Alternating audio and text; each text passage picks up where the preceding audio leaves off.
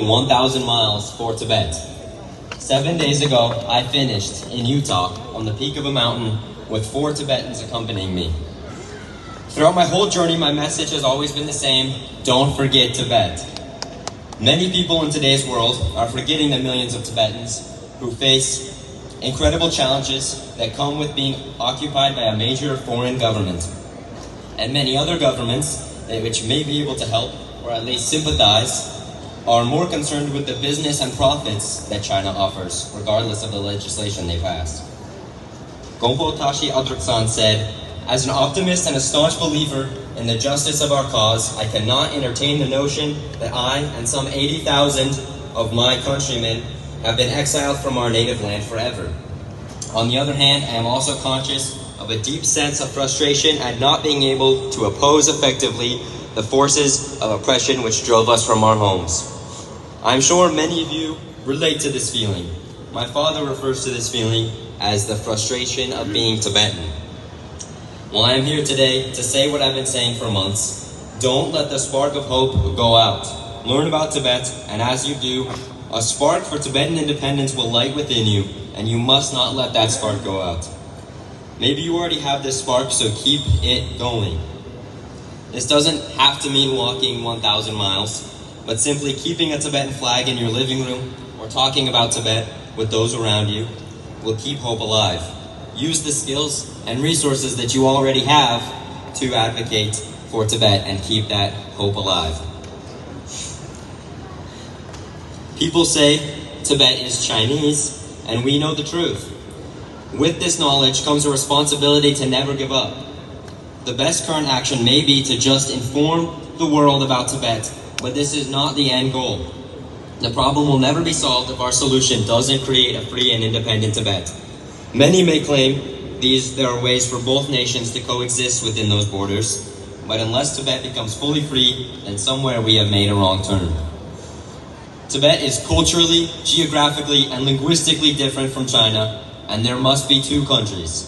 The Chinese government will never voluntarily give up control over Tibet, and negotiations for autonomy will always end up fruitless, no matter what the Chinese government may have claimed throughout the years.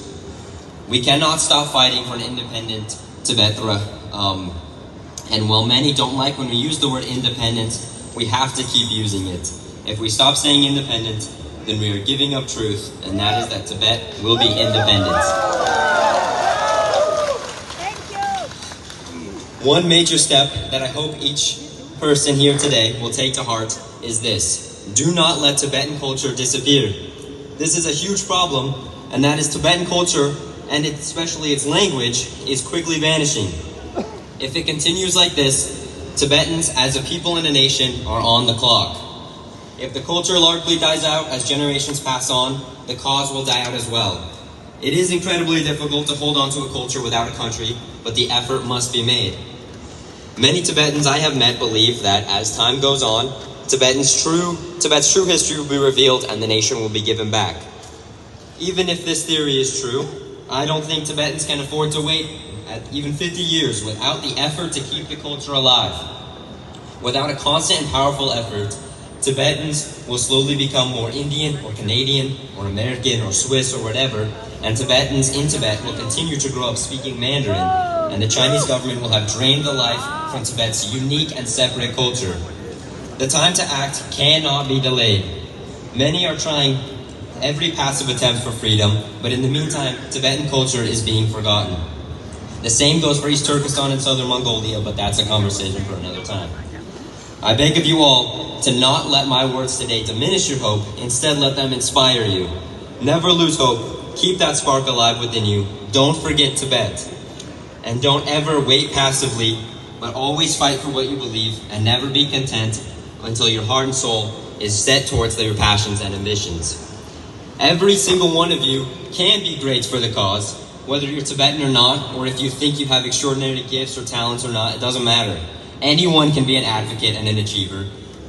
I know that I can walk, so I turned that into my way to fight for Tibet. So I urge you all to just start trying. You'll be amazed by what you can do. Do you think I knew that I would be flown out here to New York City when I started walking? because I definitely did not. So just start, don't delay, and waiting never made a difference.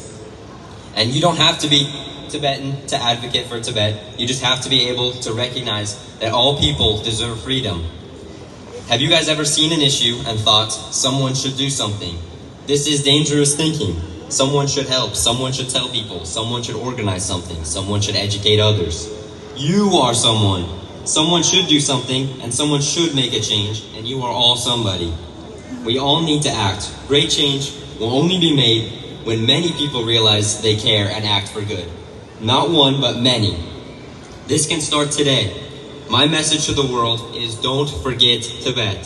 Thank you.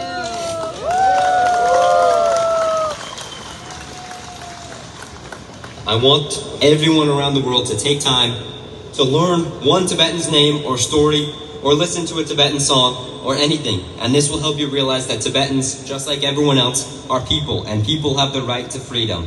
I invite you all not to ask what governments or those in power can do, but what you can do. You can make a change whether or not you believe it. It's true. You can. And again, we know the truth, one many don't know. So it is our responsibility to fight for it.